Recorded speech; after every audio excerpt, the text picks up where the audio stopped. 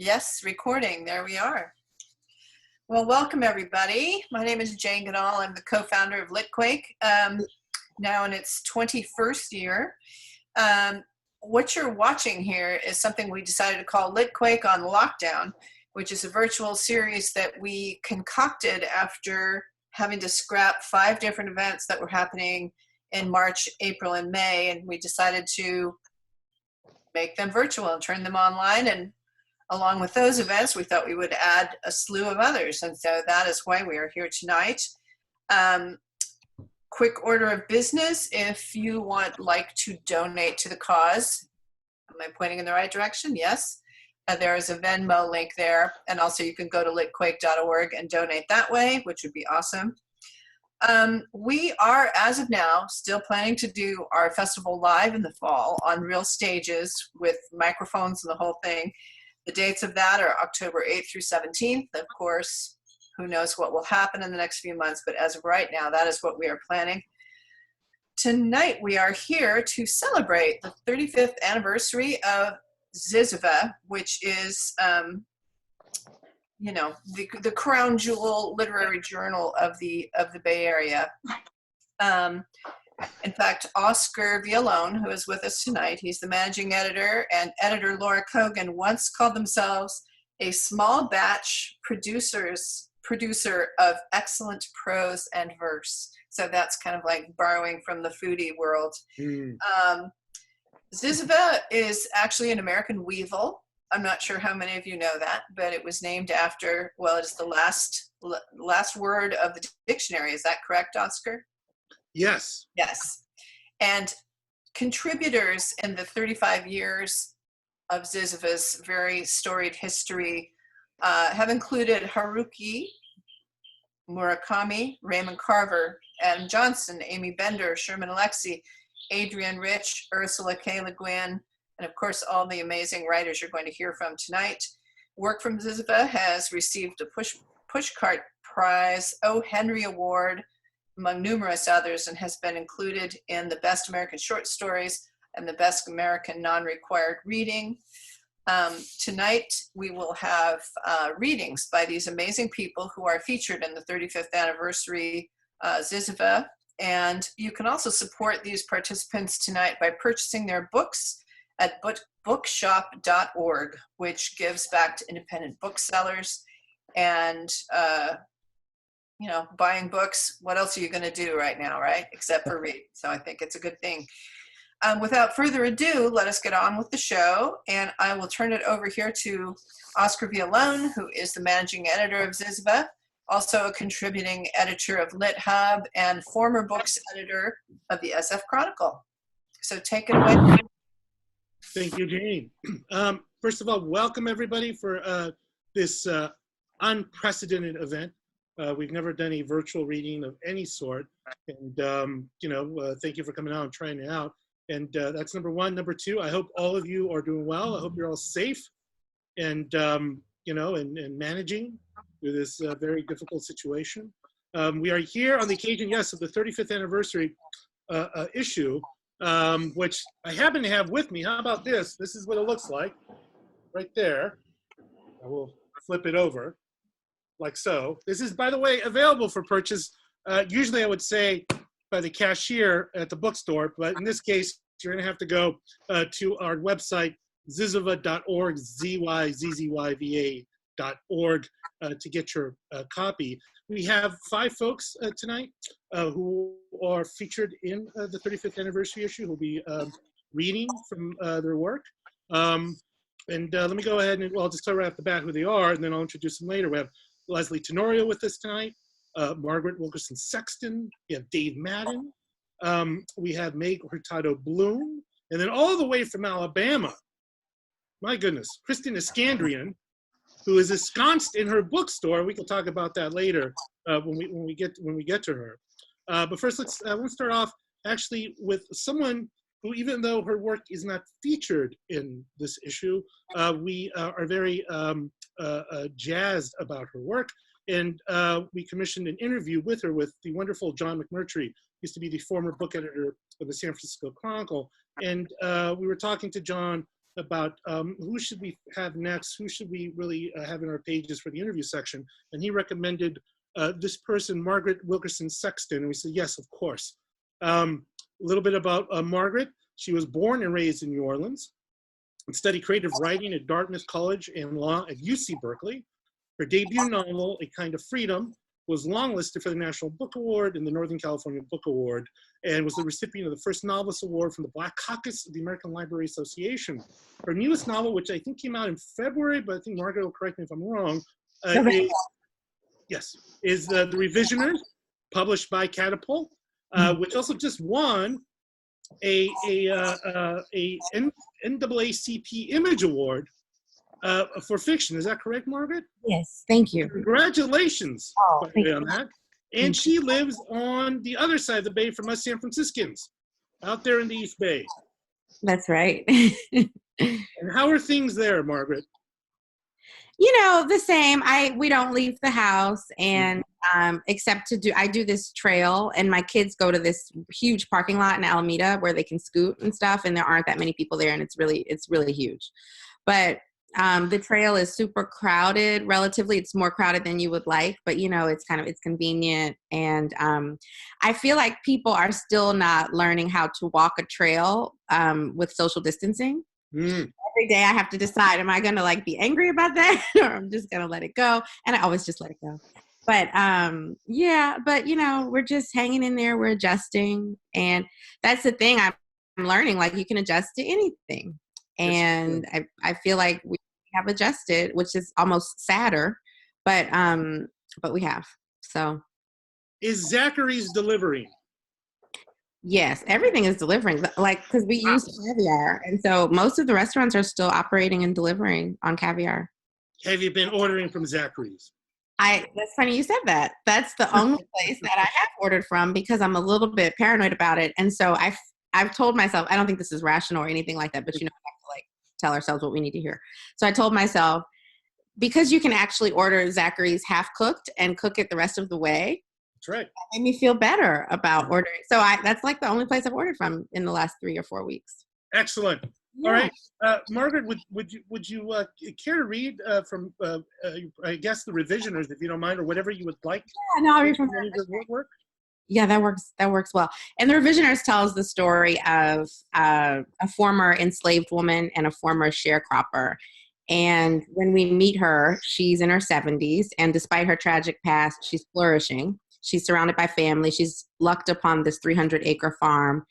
However, this is the year, it's 1924, and this is the year that a white woman moves in next door, and they strike up this cautious friendship that ends up being upended when she learns something tragic and dangerous about her neighbor, when Josephine learns this. And then many, many, many generations later, this former sharecropper and former enslaved woman named Josephine, she has a great-great-great-granddaughter named Ava. And Ava is a biracial woman living in New Orleans, and she's financially strapped. And she decides to move in with her wealthy white grandmother who lives in uptown New Orleans in this mansion. And it seems like it'll be a win-win because the grandmother needs a little help health-wise, and Ava certainly needs help financially. And at first it's going well, and then the grandmother's behavior becomes erratic and even racist, and the storylines, Josephine's storyline and Ava's storyline, threaten to converge. So I'm going to read Ava's section, which is the first chapter of the book. Ava, 2017. It was King who told me we forgot the photograph. 12 years old, but he'd been washing his own clothes since he was 8, and was often the one to remind me to take the trash out on Thursdays. I didn't intend to place all that responsibility on him. He was a child, but he identified the holes in my capacity and dove into them. While I was filing motions for Mr. Jeff at Wilkerson and Associates, he was microwaving neat squares of beef lasagna. And now this, the picture my grandmother's great-grandmother had had taken of herself, standing at the edge of her farm, Miss Josephine. Her husband had just died, and you could not miss that in her eyes, the loneliness. But you could also glimpse the pride, the rows of corn, their stalks double her height, the chickens at her feet, a smokehouse with shingles planked toward the roof like 2 hands in prayer. We could go back and get it, King says. I shake my head. It's too late, I say. And maybe it is, and maybe it isn't. But I'm afraid if I turn back, I won't make it through the stained glass doors of the uptown mansion in front of us. I hadn't fully come to the decision to move here, more like the decision had wound its way through me. And if I had another hour, another drive east, I might just stay over on that side of town where my mama would welcome me. But I was tired of disappointing her. She was hard on me when I was a child. She held so much promise when she'd met my father at Tulane. She was one of the only blacks on campus, and she caught his eye, though the only black woman he'd known was his housekeeper, Mary. 6 months later, my mother was pregnant. My father went on to law school.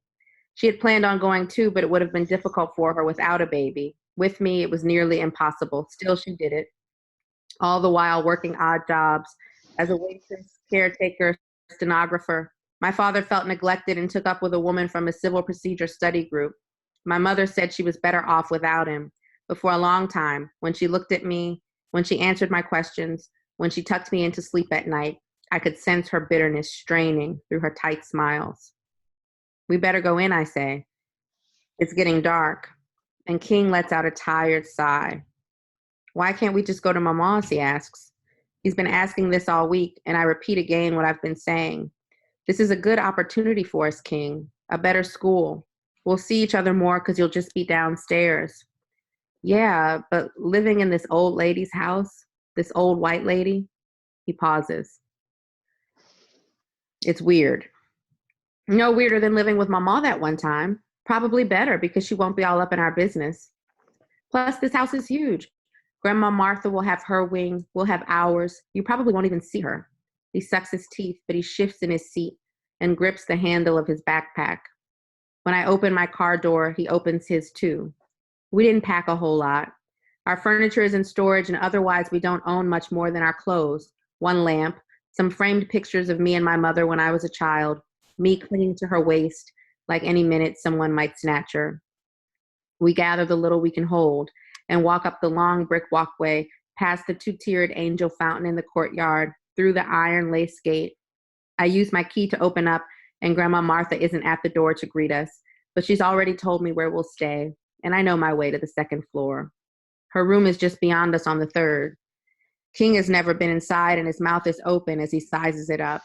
The grand crystal chandelier, the red upholstered chairs, the oriental rugs over the mahogany floors, the paintings of her ancestors, their thin lips pressed together. In his room, he sets his backpack down. Just to the side of his four-poster bed, a window looks out to the driveway, where our beat-up white Camry seems out of place. The bed is the height of his waist. I remember at our apartment, he'd flop on his old one after school, and here he has to climb on top. I told you the house was big, I say. Too big, he says back. Too nice. I don't even feel comfortable touching anything. I almost tell him he's right, that he shouldn't touch a thing, but I want him to feel at home here. You're careful enough, I say. I hear a voice behind me. You don't need to worry about this old stuff. Grandma Martha. Thank you. Thank you, Margaret. Thank you. And that's from Catapult, is that correct? Counterpoint, same thing, yeah. Counterpoint, dear Lord, I'm so sorry. It's okay. I've been drinking really strong ginger beer. Oh, yeah. Yeah. I'm one of the very few people who drink this one without adding the vodka. For our next reader, I would like to introduce Lysley Tenorio. Leslie, are you there? I am here. Can people hear me? Yes, Yeah. yes. Leslie is the author of the novel, The Son of Good Fortune, the story collection Monstress, yes, named Book of the Year by San Francisco Chronicle. He is a recipient of a National Endowment for the Arts Fellowship, a Whiting Award, a Stegner Fellowship, and the Rome Prize. His stories have appeared in Atlantic, Zoe Troop, All Story, Plowshares, and ZYZZYVA, and have been adapted for the stage by the American Conservatory Theater in San Francisco and the Maggie Theater in New York City. He is a professor at St. Mary's College of California. And an excerpt from the forthcoming novel is in the new ZYZZYVA. Leslie, welcome. How Thank are you. things? You are in rural Indiana, is that correct? I am. We're on sabbatical, and we were supposed to be in Spain, but the corona apocalypse happened, and we kind of got derailed for a bit, but found our way here, and we're lucky to have a place to stay, and it's actually really beautiful. The countryside is lovely, and there are llamas not too far away. So when I'm feeling a little down, I can go drive to the llama farm and look at the llamas. How many John Cougar Mellencamp shirts have you seen? Not enough. Not enough. Is that era over? It better not be. I would hope not. So if something will bring it back, it's the coronavirus, I'm sure. I'm sure Mr. Mellencamp will love to hear that.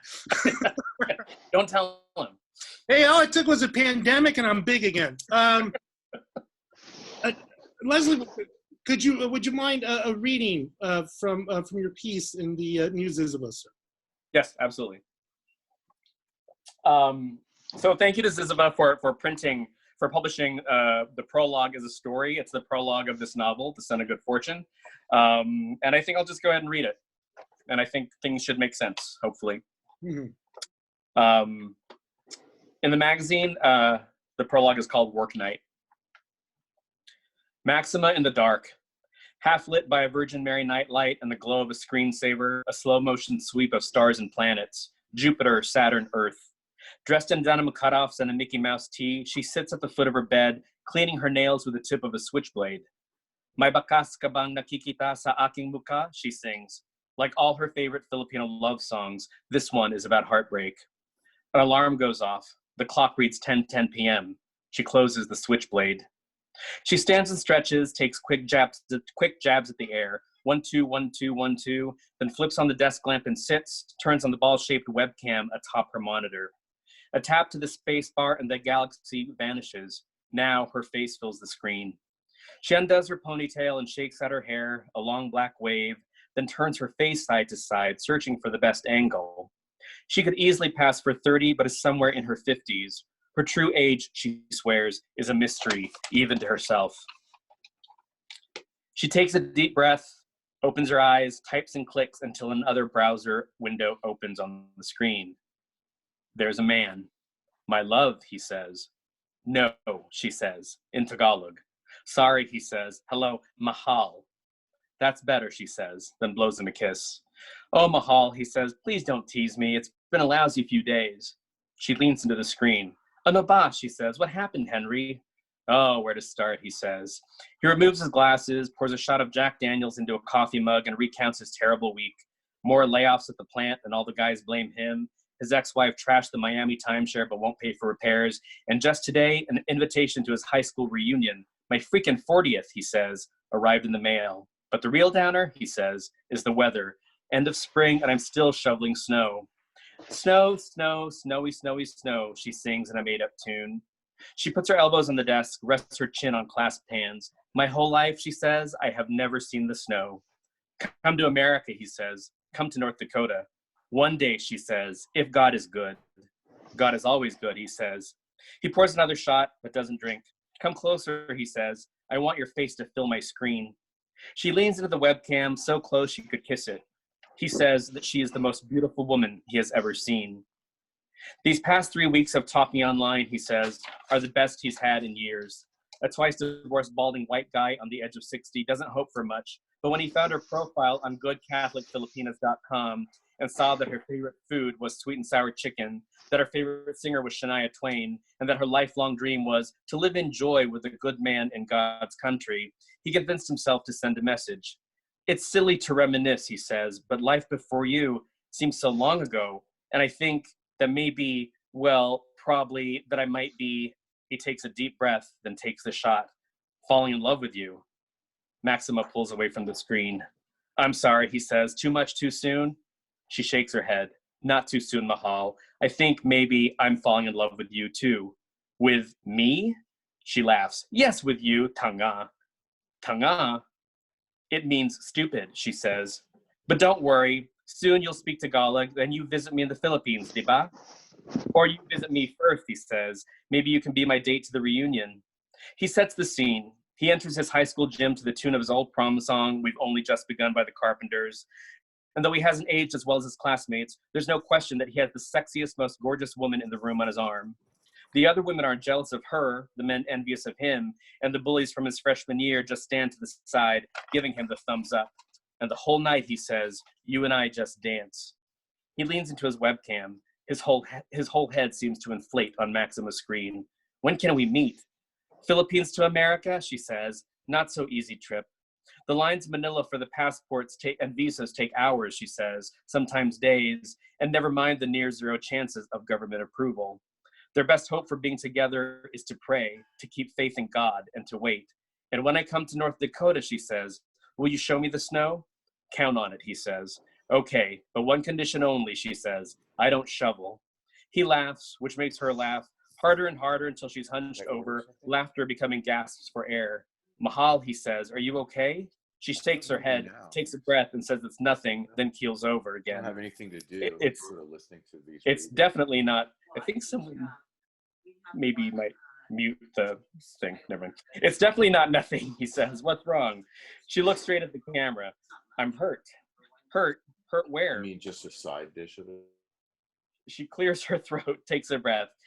I think there's background talk from another screen. We're talking over each other. Hurt where? She clears her throat, takes a breath. Don't worry, Henry. It's nothing, okay?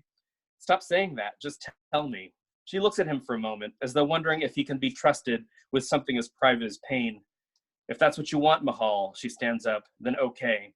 She lifts her shirt slowly, adjusting the camera to make sure he sees, then turns in a slow circle to reveal a wound, a crusty gash that spans from the top of her hip to the middle of her abdomen. She explains, it happened in the typhoon 2 months before. A snap of bamboo, sharp as a spear, sliced across her body in the high-velocity winds. I lost so much blood, she says, but I'm thinking, okay long, it's just a cut, bahala na, pero now I have an infection. Her own grandmother, she tells him, died from an infected cut, but God's good grace will keep her alive. She lowers her shirt and sits, but every day it hurts. What can I do? How can I help? He says. I hate this. I hate being so far from you. Before she can speak, he says that maybe the day to meet should come sooner than later. What if this is God and the universe telling them that he should be the one to fly to her? And, depending on the current round-trip airfare from Grand Forks to Manila, now is the time to come together? But Maxima says no and promises him that there's a better day ahead for them to meet, one when she is healthy and strong. For now, all she needs are his love, faith, and prayers, nothing else. But there's one thing, she says. Tell me. Medicine, she says. Ointments and creams with all the antibiotics. The best hospital in Manila has them, pero walang pera. Walang pera? No money, she says. There's never money. Henry puts his glasses back on. Well, how much do you need? Bahala na, Mahal, it's okay, please don't worry. How much, he says, tell me. No, I can't accept, I'm too ashamed. Just tell me, please. She takes a deep breath and nods. 22,000 pesos. Pesos, how much is that? $400, she says, USD. Henry says nothing, just listens. Half the money for the doctor, the other half for the medicine, she says. In the Philippines, if you have no insurance, medical care is very expensive. It's almost impossible, talaga. It's not like in the States. She dabs her eyes with her pinky and, with her other hand safely out of camera view, reaches for the switchblade next to her computer. She flicks it open and twirls it between her fingers, a thing she does when anxious or uncertain, when the inevitable is on the edge of finally happening. And how much was it? He says. 500? 500, yes, she says. 500 USD. He looks toward the ceiling and blinks, like he's adding up figures in his head. Let's make it 600, okay? 6? She shakes her head, says no, starts to weep. It's too much, Mahal, too much. Shh, he says, a finger to his lips. There's no price on love, diba? She laughs. Diba, yes, that's right. She wipes her eyes with a Kleenex, says it's almost 1 p.m. in the Philippines and time for her to go. She gives instructions when and how he can wire the money to her, tells him that she'll let him know when the payment goes through. This will help me so much. Thank you, Mahal. Thank you, she says. And soon, one day, I promise we will meet. Henry nods. Yes, Mahal. And when we do, we'll sit in the countryside, put on some Shania, and then he leans into his camera, filling her screen again. We're gonna fuck like bunnies. He winks and kisses the air, and the blade spins faster in Maxima's hand. They say goodbye, and Henry signs off, disappears from the screen. But Maxima is still there, and for a moment she watches herself, tilts her head slightly, like her face is one she recognizes but doesn't quite know. She turns off the webcam. She lifts her shirt, carefully peels away the wound, a trick of rubber and glue, then jots down quick notes in a small spiral notebook. She picks up the switchblade and opens her closet, where on the inside of the door she's tacked up a human target, the kind found at a shooting range. She steps back, stands against the opposite wall. She raises the blade, aims, and throws. She misses the heart, but not by much.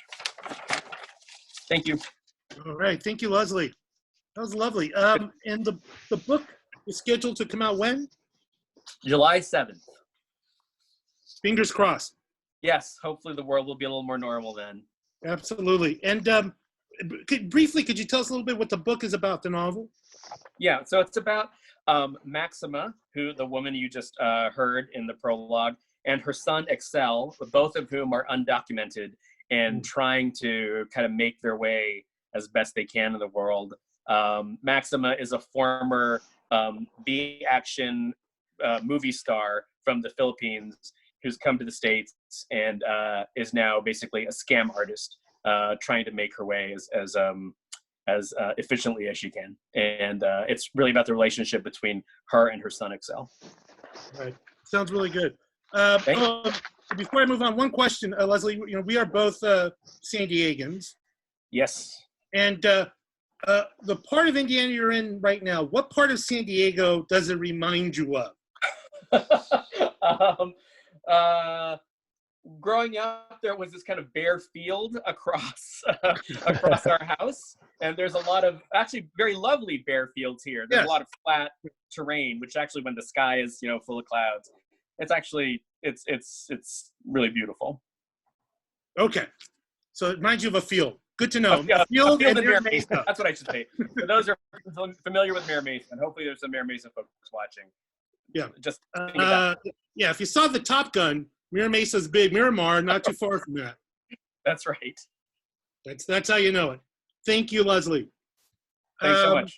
And I would like to move on to our next San Franciscan. That's Dave Madden. Dave, how you doing? Hi, I'm pretty good. And let me read your bio here. Sure. Dave Madden is the author of the story collection "If You Need Me, I'll Be Over There." What a wonderful title. From Indiana University Press. How about that? And The Authentic Animal: Inside the Odd and Obsessive World of Taxidermy.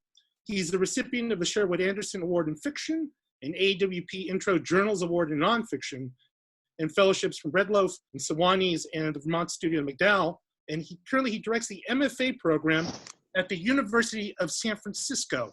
And his essay appears in the 35th anniversary issue of ZYZZYVA. How do you do, Dave? I'm doing pretty well. As well as can be. Yeah. And what part of the city are you in? So I guess like between Golden Gate Park and USF, pretty close to camp, like the northeast corner of Golden Gate Park, right around there. What is it? It's like NOPA. I don't know what.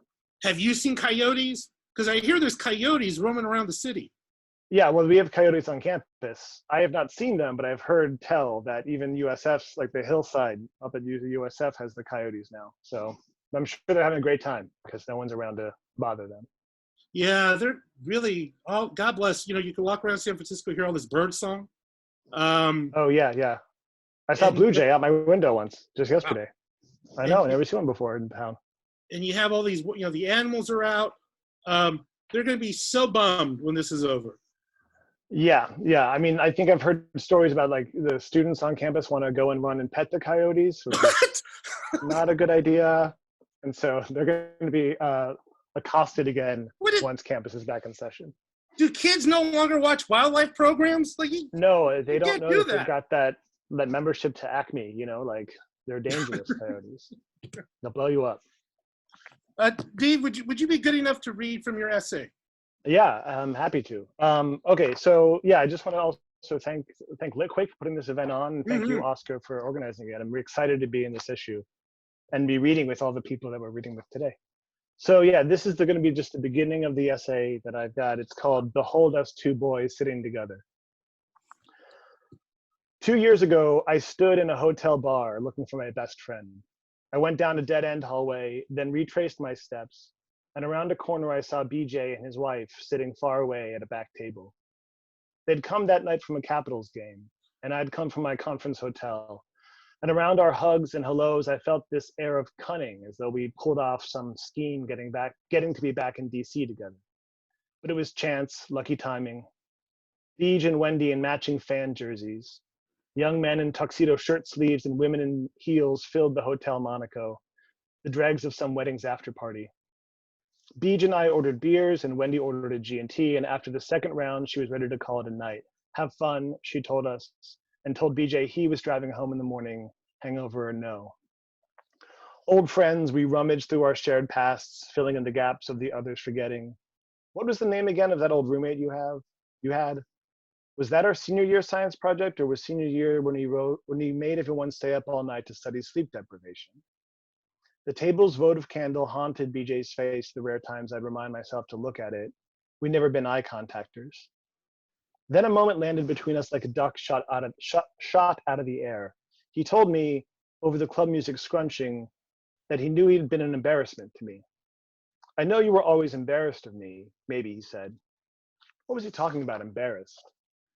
Beej waved me off. I'm just glad we're past it and still friends. Then he asked me how my job was going, and the moment lifted. We left before last call. My mom once told me she envied my friendship with BJ. You went to grade school together and you're still friends, she said, after all these years. Don't you feel lucky? I do.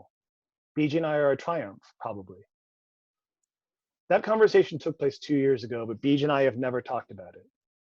I'm about to tell you about a friendship that's lasted 30 years, and perhaps the first thing to learn is that there are certain subjects we don't talk about directly. Are we embarrassed?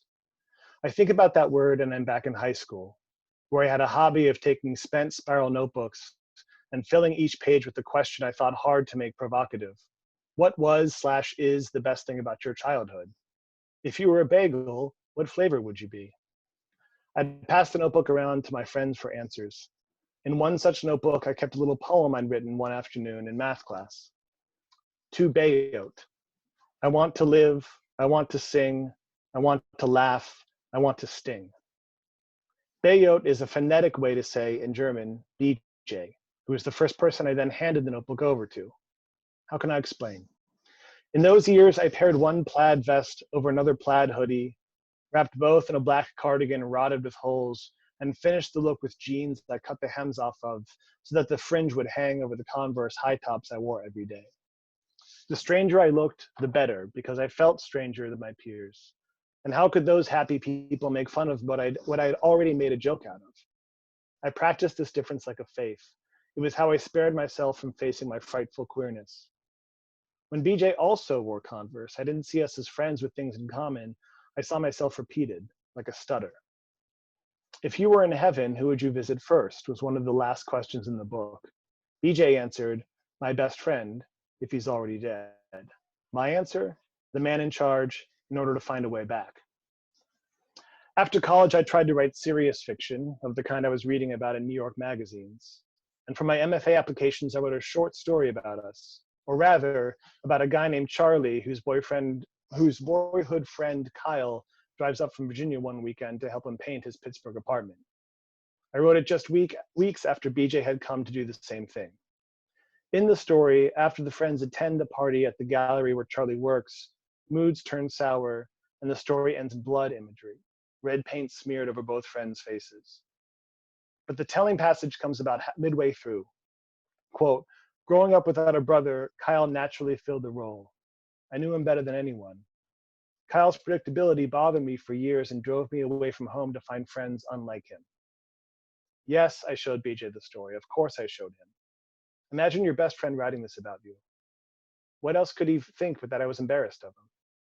I've got 30 years of memories of being a bad friend that I could knit into a hair shirt to wear until the day I die, but only metaphorically. The only way I can wear my shame is to write this. Exhibit number 1 is what the Serifs envied, or my mother at least. Behold us two boys sitting together, Herndon, Virginia, 1988. And I'll stop there. Thanks.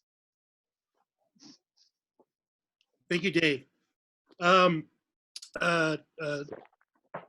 Just I lost a little bit of my train of thought. Oh, now I remember what I was going to say. Yes, again, for folks who are viewing us, all this can be found in the 35th anniversary issue of ZYZZYVA. I'm so bad at pushing product. but I keep, there's something, I don't know. But please, you should really buy it.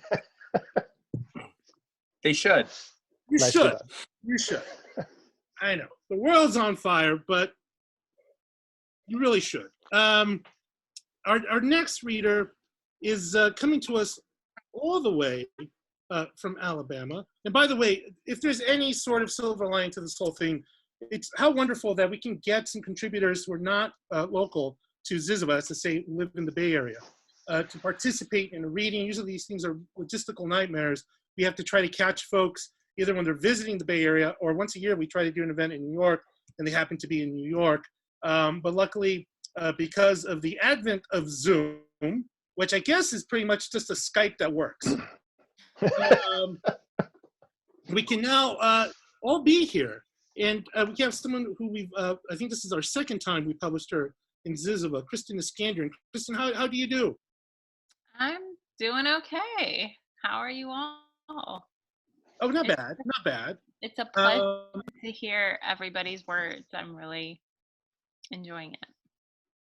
Now, Kristen, by way of introduction, you are the author of the novel Motherest. And your story, actually, Good with Boys, I think that's the first one of yours we published back in issue number 109. That was included Best American Short Stories 2018. And you live in Birmingham, Alabama, and are the co-owner of Thank You Books, a new independent bookstore. So 2 questions. One, how are things at the bookstore? Things are weird. I mean, we just opened in December, and there was so much anticipation, and I mean, so much had gone into the moment where we actually opened our doors, and there was a ton of momentum, and the community was ready, and this town really needed the kind of independent bookstore that we are, I think I can say. And then I feel like this all happened at such an unfortunate moment. I mean, not that there's a better moment, but for just a new small business where we really prided ourselves and have prided ourselves on our kind of in-person model. Like we within the last 3 weeks, we have become an online business, and that was really not part of the plan. So now we are, doing curbside pickups and local deliveries. We just created a shipping option, so folks from anywhere can go on our web store and make purchases, and we will mail them to you. And we are participating in bookshop.org, which has been really phenomenal, especially as there have been kind of like hiccups in the supply chain. So we've been able to point people there, and they get their books sent directly to them. So it's a weird time. I was actually just on an Instagram Live. My partner and I do these periodic book talks and try to kind of just stoke the conversations and keep people engaged. And our community has been really wonderful. They've continued to support us and buy books, but we miss them, and the store is really sad. Being here at night alone is weird. We've had like a bunch of really successful events, and now we just have like piles of books and boxes everywhere. So this is like the most orderly like part of the store that you see behind me. But what is your we're website? to believe in another side of this where everyone will be back, and we'll be back and better for it. Kristen, what is your website if people wanted to order books from you? So the name of our store is Thank You Books. Our website is thankyoubookshop.com. It's all one word. Excellent. And of course, you're in Birmingham, Alabama, and things are looking cause for concern, I think, in Birmingham. Yeah. It's, we get these like, news stories that are like, hey, it's not quite as bad as we thought. Like we thought we were worse than the nation, and we're like only maybe the fourth from the bottom or something. So it's like these grim streaks of, good news. I have family who are, health care professionals and physicians, and it's scary. And, I don't know how prepared we are, like everyone else. So, yeah. Well, be safe, Kristen. Yeah. And, I think, through, as we go through these weeks, there's going to be various cities all across the country, Birmingham, one of them, Detroit, another, where, this pandemic is taking its toll, perhaps in a disproportionate way. And, Absolutely. and if I think, like everyone in the country, I think everybody's thoughts are with everybody else, I think. And, Yeah. We share in your anxiety and also hope for the best. Would you grace us with reading from your story in ZYZZYVA, which just happens to be called Alabama Funeral? I'm so sorry. Who knew? This was written. Supposed to know. I know, exactly. This was written out over a year ago. So, okay, I'm just gonna start from the beginning and read a few pages. Alabama Funeral. The sitter arrived with a Ziploc bag of brightly colored string. For friendship bracelets, she said, one eye veering off. Yes, Bet said. The sitter's eye was particularly lazy today. Bet had never gotten used to it, although she herself, when extra tired, had an eye prone to drifting. Bet was aware that she could be, in a multitude of ways, a perfect hypocrite. She was named after Bette Midler, which had always embarrassed her. So she told people she was named after Betty Davis. So it's Betty, people would ask, and then she'd have to correct them, and they'd be confused, wondering why anyone would name someone after the spelling of one person's name and the pronunciation of another. That's their problem, that would think. A large Domino's pizza was on the kitchen table. Bet pulled paper plates down from the pantry. Try for an 8 o'clock bedtime. Liesl can stay up and read if she wants. Liesl was named after Liesl von Trapp, obviously. Don't let George have any candy. He'll beg you for it and tell you that I said it was okay. It's not okay. I'll be upset if he has any, and I'll be able to tell. I can always tell. George was named after any George except George Bush. Bet had always liked the name, the round squish of it in her mouth. She called the kids upstairs to say goodbye. Liesl was 12 and resented having a babysitter in very much the same way that Liesl von Trapp pouted about being too old to have a governess. One day, Bet told her, "You are going to get locked out of the house in the rain after dancing in a gazebo with your Hitler Youth boyfriend, and after you shimmy up the drain pipe and get changed into dry clothes, you will be so happy that a babysitter was here to cover for you." Whatever, Liesl had said. We don't even have a gazebo. Be good. Be helpful. George, no candy. She kissed them near their ears, whispering, "I love you," ferociously into them. On the floor of the back seat of the minivan were deviled eggs and pineapple casserole. The reason she drove a minivan was because she always assumed that she and Andrew would have 3 kids and all the stuff and friends that 3 kids would accumulate. But she'd had 3 pregnancies and only 2 kids. Math was cruel to her as a child and continued, she felt, staring in her rearview mirror at the rows of empty seats as she pulled out of the driveway, to be cruel. But she didn't mind throwing people off. Where were the rest of her children? Or for that matter, more recently, where was Andrew? "I love having extra space," she would say, "for groceries or if I see a coffee table on the side of the road." She would never pick up someone's cast-off furniture, but not everyone knew this about her. She seemed like the type of person who might. Often she imagined the bouncing and rattling of the unfilled car as the echo of her empty womb, and it comforted her, even as it pained her. Gold with leather seats, seat warmers, lane merge sensors, a generous backup camera. It was one of few material possessions that she really, truly loved. She went for all the extras, the deluxe package. Generally, extras when it came to cars depressed her because something that cost $1,000 more would, an next year's model be included in the base price, but the extravagance had felt necessary, urgent even. She'd bought the car after securing a big client at work.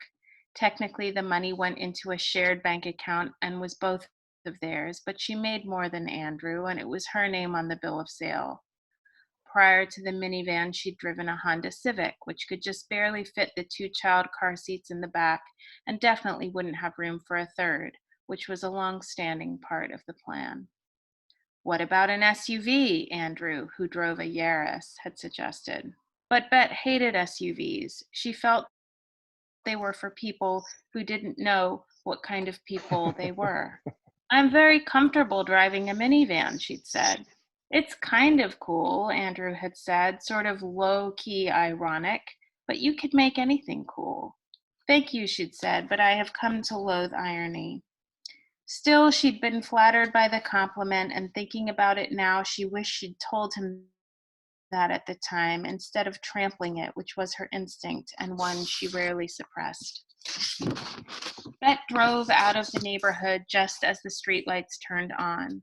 Late February had been warm, but now it was early March and chilly.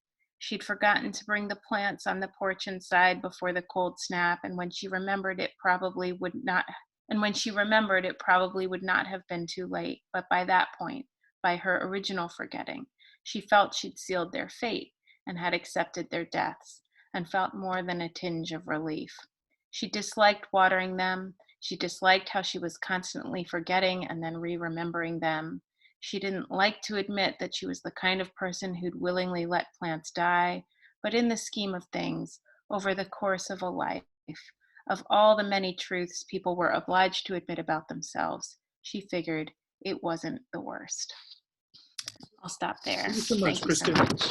much. And now, I think it's always a good way to end readings with poetry.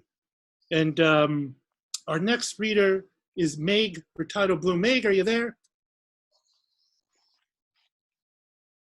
Oh, I think she's. Am I? Can you Yes, hear me? I can definitely hear you. Oh, there you are. And I could see. Oh well. Hi. Oh. Sorry to be. Hello there, There has to be one technologically challenged person in one of these, and it should be the poet, right? Can you guys see? Everybody can hear me, okay? I believe so. All right. So. And how are you doing tonight? How are things in your part of the city? We're in Pacific Heights, and it's quiet. I have a 4-month-old, so I'm not really getting out of the house anyway, so I'm not really missing anything. It's fine. I asked this of Dave earlier, and I'll ask you, have you seen any coyotes? No, I have not seen any coyotes, but I would love to. People are banging on pots and pans in my neighborhood at 6 o'clock. That's kind of the fun thing. Oh dear. Yeah. I think it's therapeutic. I think it works for people. All right. Yeah. All right. And by way of introduction, let me just a little bit about you, Meg. Your writing has appeared in Split Lip, Lumen Magazine, and other publications. We published your poetry in our last issue, number 117, which was our Bay Area issue. And we were really taken with your work. Big fans of Meg Hurtado Bloom's poetry at ZYZZYVA. So much so that we wanted to see if she had more work. And she did, and we were so happy to have it and to get it into the 35th anniversary issue. And I believe Meg will be, I think, reading from those poems tonight. Am I correct? Yes, absolutely. And it was so exciting to get published in ZYZZYVA for the first time, and it is thrilling to be here now. Oh. And thank you guys for putting this on. This is good. This is the first Zoom thing I've actually done because, I don't know, it's overwhelming. It's like this new level of social anxiety where you really have no excuse to not do all these things. It's a lot. But yes, has been so wonderful to listen to all of your work. And it's so nice to connect with you all. So I'm reading from a series of poems that I read at the last reading. And I've just been writing a bunch of poems after or about women who kill men. Because that's what I was mad about before nature started trying to kill us, and now it's like this whole other thing. But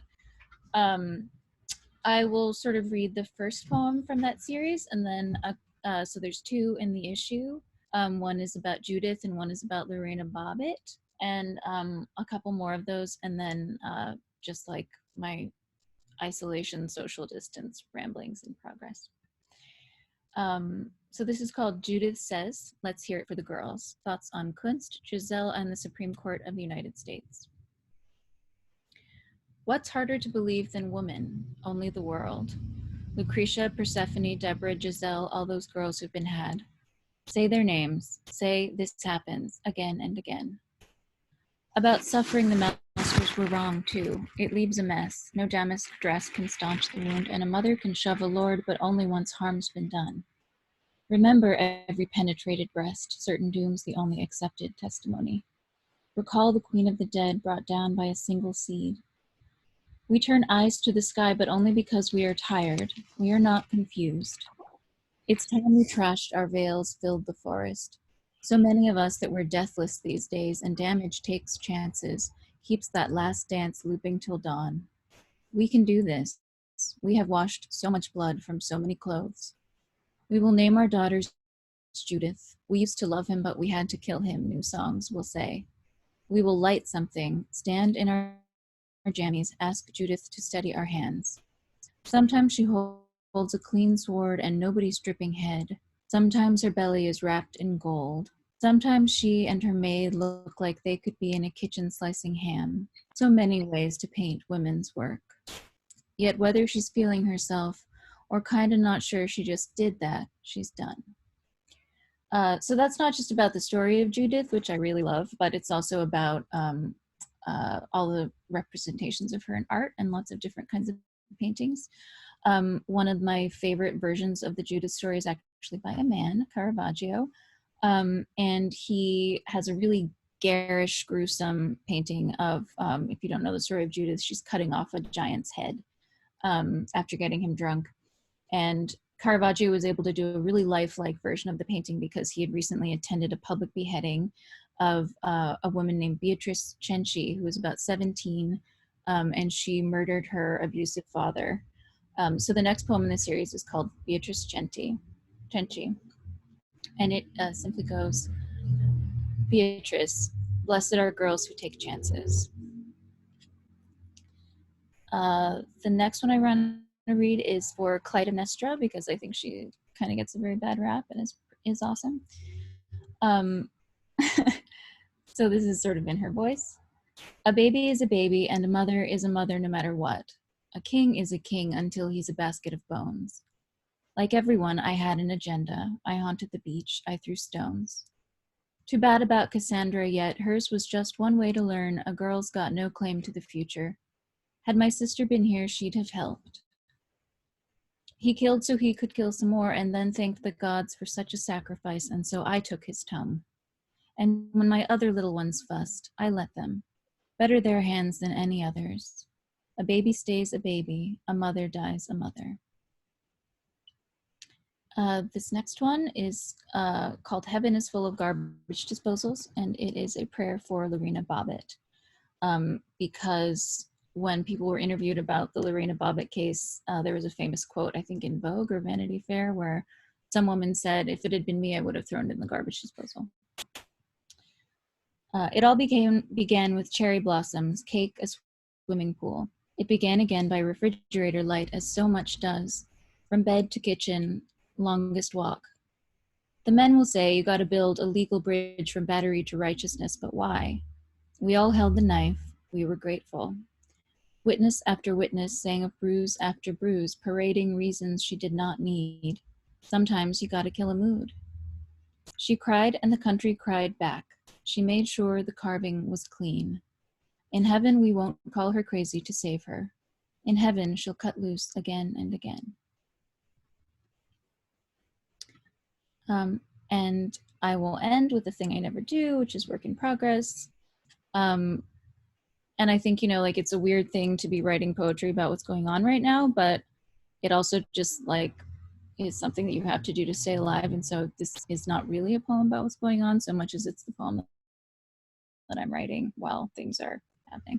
And it's called Everyone is Cutting Their Hair. Everyone is cutting their hair or thinking of cutting their hair. Tonight, Saturn hitches up hoop skirts and heads out for air. In Venice, the canals are clean as aquariums and the fish feel so seen. Love will get tougher, altars smaller. Sweetness is how we'll ride this out. I get in bed again, think of the beach. Everything's precious. A masterpiece is simply scene after scene. Remember, plague gave the Renaissance. Everyone is cutting their hair or thinking of cutting their hair. For years, I dreamed of hateful things I could say to the billionaires, but I could only ever think of one: a dragon always dies. Tonight, I pull on my lavender nightgown and hope. Oh, Lord of Love, you're a vampire, so you must be invited in.